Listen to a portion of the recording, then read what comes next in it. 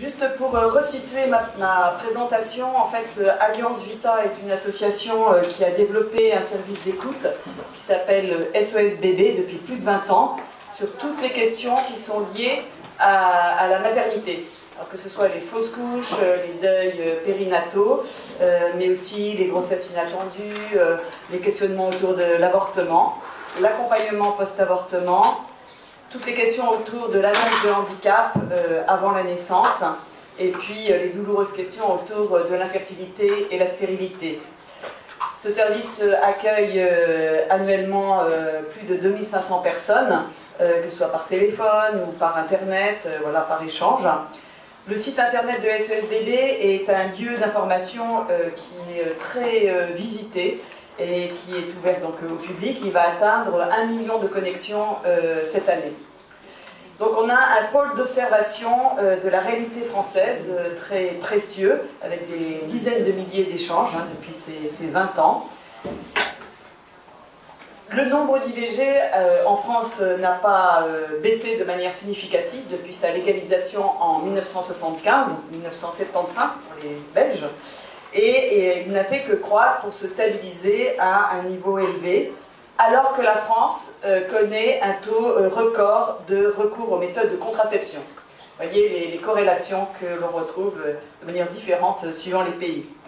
Et nous mesurons en plus quotidiennement un décalage entre les slogans qui sont affichés sur mon corps, mon droit, ma liberté, mon corps m'appartient, et qui ont inspiré les multiples aggravations de la loi.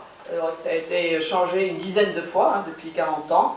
Et d'autre part, ce que vivent les femmes et les couples dans la réalité. Alors notre situation est paradoxale à plusieurs titres. D'abord, nous avons un des taux les plus élevés de natalité en Europe, même s'il reste relatif par rapport au renouvellement des générations, parce qu'on ne l'atteint plus exactement, mais on a quand même des meilleurs taux que les autres pays. Et puis, on a un nombre élevé d'avortements, et selon les statistiques officielles, donc c'est 218 000 avortements pour 800 000 naissances, 33% des femmes connaissent au moins une IVG dans leur vie. Donc on a des taux qui sont le double de celui de l'Allemagne, de celui de l'Italie, et en même temps que nous avons en France une offre d'un dispositif les plus élevés au monde en termes d'aide, de soutien pour la maternité. Vous voyez, c'est paradoxe, et on constate une distorsion justement entre le discours officiel pour l'avortement, pour faciliter les mesures pour l'avortement, et puis cet important dispositif d'aide à la maternité. Deuxième paradoxe, et qui est souligné par les pouvoirs publics eux-mêmes en France, c'est ce paradoxe contraceptif français, avec ce fort taux de recours à la contraception et le fort taux d'avortement. Selon l'Institut national d'études démographiques, 72% des femmes, on a déjà dit ce chiffre, mais c'est important de s'en rappeler, donc près de 3/4 des femmes qui avortent utilisaient une méthode de contraception quand elles ont découvert leur grossesse. Donc la majeure partie des avortements sont les résultats d'accidents de contraception. Oubli de pilule, il y a vraiment une différence entre l'efficacité théorique et l'efficacité pratique. Je me suis toujours dit que les Allemandes étaient sans doute plus disciplinées que les Françaises, mais quand même, voilà, j'ai cru comprendre aussi qu'il y avait des oublis. Oubli de pilule, mauvaise utilisation de préservatifs, et puis des grossesses qui se poursuivent sous stérilet ou implant, voilà, ou d'autres méthodes. Et déjà, en 2010, des rapports ministériels soulignaient que cette maîtrise totale de la fécondité était illusoire, mais pourtant cette réalité est largement ignorée. Qu'est-ce qui se passe dans... En fait, c'est ce qu'on a fait, nous, à Alliance Vita, de bien comprendre ce qui se passe dans notre société pour essayer de décider de comment on pourrait mieux prévenir l'avortement et puis tâtonner pour voir quelles orientations on pouvait prendre. L'idée de la maîtrise de la fécondité, donc c'est généralisé en France, et c'est imposé parallèlement une forme d'injonction pour les jeunes et les moins jeunes à avoir une sexualité libérée, entre guillemets, dissociée de toute idée d'engagement, de procréation, de famille. Concernant les jeunes, l'État français s'est donné comme priorité l'entrée et l'installation de la sexualité des jeunes, mais tout en les enjoignant de ne pas avoir de grossesse. Plus largement, évidemment, c'est toutes les femmes qui peuvent finalement se retrouver dans des situations difficiles si une grossesse surprise survient. Et l'avortement, dans ces cas-là, est souvent vécu comme une fatalité, comme l'option qui s'impose, que les relations des partenaires soient stables ou pas. Et ça, c'est important à entendre. Au fond, c'est l'enfant programmé qui est devenu progressivement la norme à laquelle se sont conformés nos contemporains. Dans les couples stables, en fait, c'est des nouvelles normes familiales qui se sont installées depuis une quarantaine d'années. Et c'est vrai en France, mais aussi dans d'autres pays, sur le nombre d'enfants, l'espacement entre les naissances, l'âge maternel, en moyenne en France de 30 ans, alors que c'est la tranche d'âge des 20-29 ans qui connaît les plus forts taux d'avortement.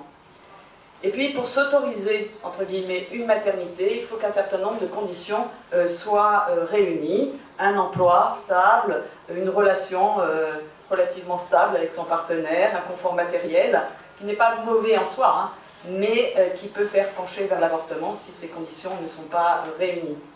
Et puis, on a vu aussi nos sociétés opulentes, très riches, mettre paradoxalement la barre haute hein, pour avoir des enfants.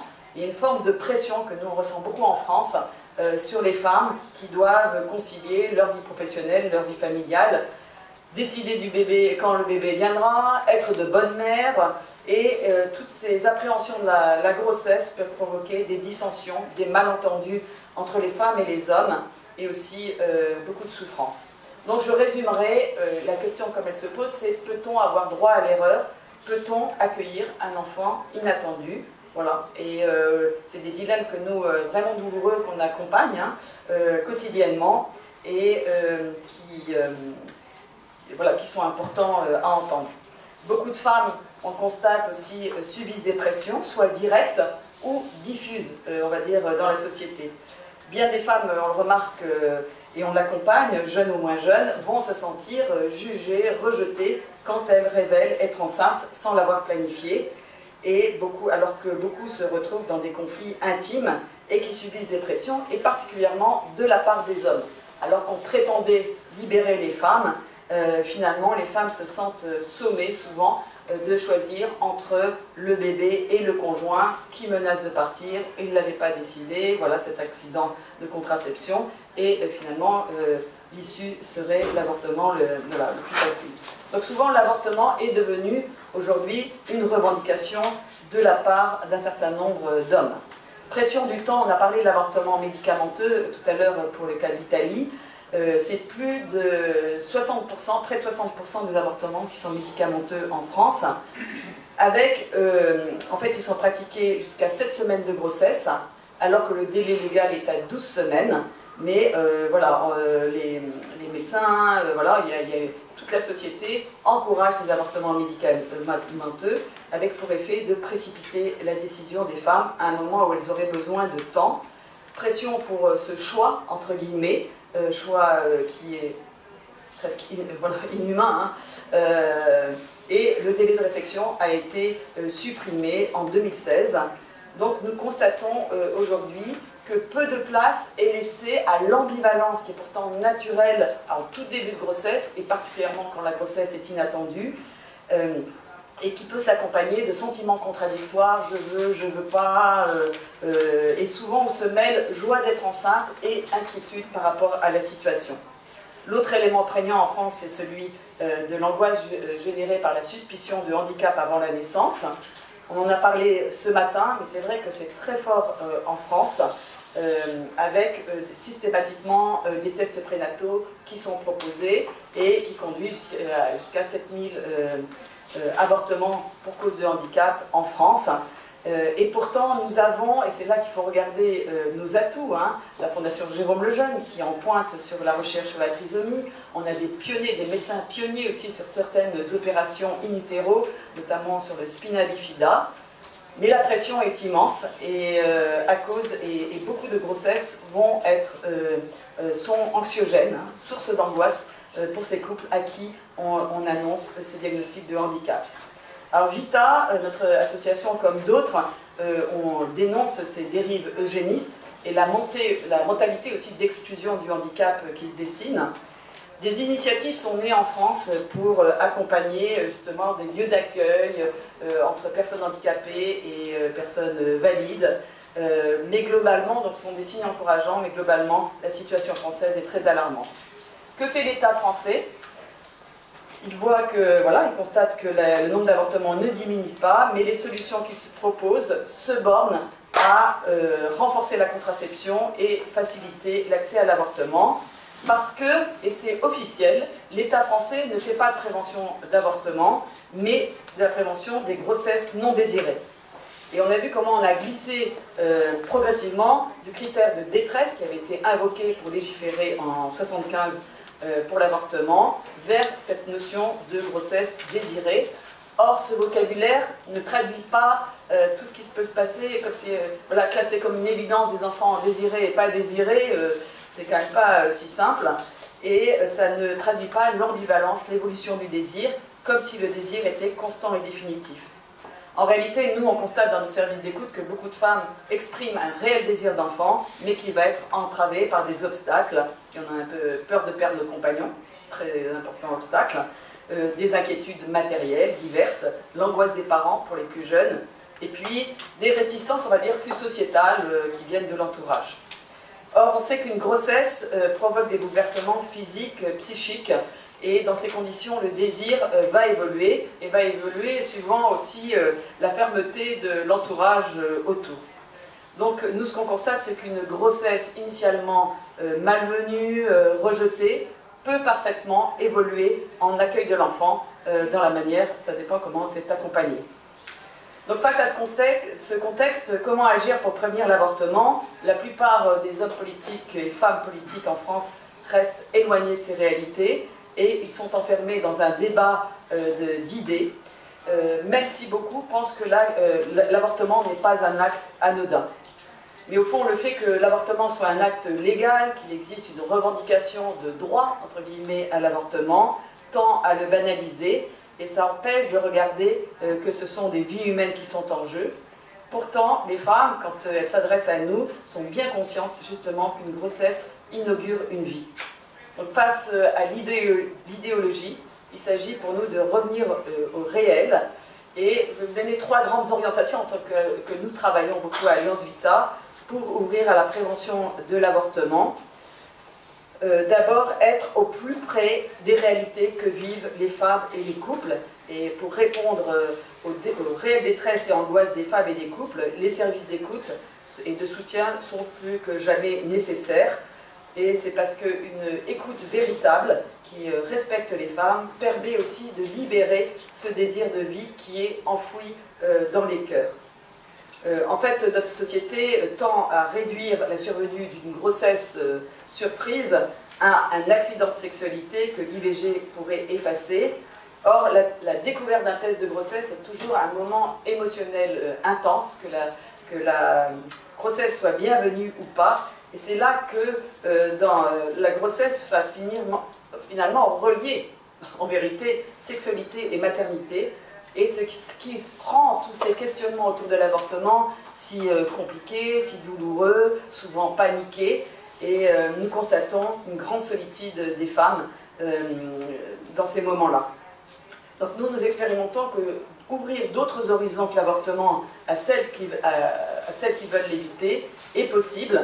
Et ça passe d'abord par l'accueil de cette ambivalence qu'expriment beaucoup de femmes. En fait, c'est absolument incroyable, parce que quand on entend les débats en France, les femmes, il ne faut pas les juger, il faut pas elles sont très décidées, disent les idéologues quand elles se posent la question de l'avortement et qu'elles demandent l'avortement. La réalité, c'est que les femmes, elles ne sont pas aussi décidées et que justement, il y a ce moment et toutes ces pressions dont il faut pouvoir se libérer. Et puis pour s'ouvrir à la réalité de la maternité et pour renouer aussi avec son désir profond. Et nous sommes témoins qu'en prenant ce temps, en offrant une information équilibrée, eh bien ça aide des femmes à poursuivre leur grossesse et constitue une véritable prévention de l'avortement. Et il faut oser aujourd'hui encourager une prévention de l'avortement quand la grossesse a démarré, pas uniquement quand c'est qu'une idée de grossesse avec la contraception, mais quand la grossesse a démarré. Et passer sous silence aujourd'hui toutes les pressions, ces malentendus, ces conflits intérieurs qui peuvent conduire à l'avortement est une forme de violence psychique et surtout empêche de prendre des mesures adaptées. D'où l'importance de sortir cette réalité de l'avortement du silence. Donc à Alliance Vita, on a fait plusieurs fois des sondages depuis les années 2000, on a fait 4 ou 5 sondages avec des sondeurs divers, que ce soit BVA, IFOP, et leurs réponses restent stables année après année, et on interroge les femmes, et ça corrobore notre expérience de terrain. Le dernier sondage que nous avons fait en septembre 2016 avec l'IFOP, eh bien, on découvre que les femmes demandent à une grande majorité, 72%, que la société fasse plus pour éviter aux femmes l'avortement, et 91% pensent que ça laisse des traces psychologiques difficiles à vivre. Évidemment, c'est ce que nous constatons aussi lorsqu'on accompagne des femmes après un avortement, et sans affirmer que toutes les femmes souffrent, qu'elles souffrent toutes avec la même intensité, c'est important que notre société entende qu'il y ait des femmes qui ont besoin d'être accompagnées, et parfois longtemps après. Donc la libération de la parole des femmes est vraiment nécessaire, dans le respect aussi de tout ce qu'elles éprouvent. Et si nous, on a des femmes qui nous disent ben, « j'ai tué mon bébé », il faut pouvoir l'entendre, c'est assez dur à entendre d'ailleurs pour les écoutants, mais il faut que les femmes puissent exprimer tout ce qu'elles ont à exprimer pour pouvoir rentrer dans un chemin de reconstruction. Donc c'est un défi que nous avons relevé avec d'autres associations, justement, accompagner les femmes après l'avortement, alors qu'il y a un immense non-dit qui traverse notre société à ce sujet, et qu'en France, aucune étude sérieuse n'a été conduite sur les conséquences de l'avortement. Et nous faisons actuellement, justement, pour ne pas se laisser le débat confisqué, un recours en justice contre le gouvernement et contre l'information qui est donnée sur son site, qui est dédié à l'avortement, parce qu'il y a une vidéo, il y a un gynécologue qui exprime que l'IVG n'entraîne pas de séquelles psychologiques à long terme. Et donc nous remettons cela en question pour qu'il y ait une information plus équilibrée pour les femmes. Enfin, orienter, s'engager pour une réelle politique de prévention, d'abord en rétablissant en France les ponts entre la politique d'aide et de soutien à la maternité et puis la politique de prévention de l'avortement qui ont été artificiellement séparées. L'État français a supprimé la présentation des aides et du soutien des femmes enceintes lorsque des femmes consultent pour une éventuelle IVG, au nom de ne pas les influencer. En réalité, là aussi, quand on interroge les femmes, et même les politiques, et là, par sondage de l'IFOP, 84% des Français ont le souhait qu'on réintègre les aides et voilà, toute la proposition d'aide quand on consulte pour une IVG. Et c'est ainsi que depuis 2010, nous avons fait ce que les pouvoirs publics ne font plus, c'est-à-dire éditer un guide de toutes ces aides, des droits aussi aux femmes enceintes. Donc aujourd'hui, il est accessible en livret et aussi sur Internet. Il y a eu plus de 250 000 visiteurs sur le site Internet pour consulter ce guide. Et on s'aperçoit que cette présentation des aides aide un bon nombre de femmes à reprendre confiance en elles-mêmes et dans la fait que l'accueil d'un enfant peut être possible. Mais plus globalement, le véritable enjeu, et on le voit bien dans tous nos pays, il est culturel et social. Et au fond, un grand nombre d'avortements, en tout cas en France, viennent de grands malentendus sur la contraception, sur la sexualité, sur la grossesse, de malentendus entre les hommes et les femmes. Et on voit tant d'avortements qui sont subis à contre-cœur en France et qui pourraient être évités.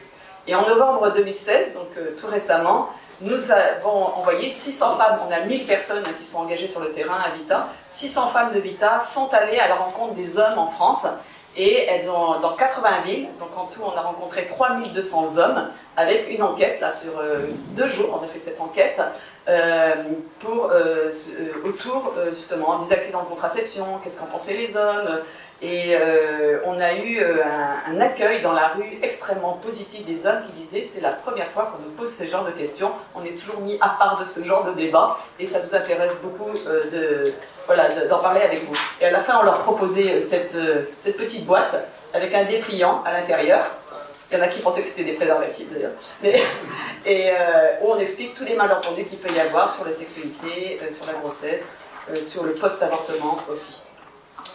Donc beaucoup aussi ont pris conscience, on a vu dans cette approche des hommes, que dissocier totalement sexualité et procréation était une illusion, et ils n'en étaient pas vraiment conscients. Pour terminer aussi, évidemment, les jeunes et les moins jeunes sont perdus bien sûr toutes ces questions, et au fond c'est un autre discours vers les jeunes générations qui est urgent, une approche qui intègre justement l'affectivité et la sexualité, comme le font certaines associations en France. L'urgence, en conclusion, pour nous, est d'intégrer justement la capacité du corps féminin à la maternité comme richesse pour l'implication des femmes dans la société et comme le lieu de conciliation avec les hommes et non le lieu d'affrontement. Et donc là, il s'agit d'un véritable enjeu culturel qui fait que toute notre culture doit évoluer pour arriver à une articulation plus ajustée de la sexualité, de la procréation et de la maternité. Et je dirais sans doute est-ce le grand enjeu d'un nouveau féminisme. Merci.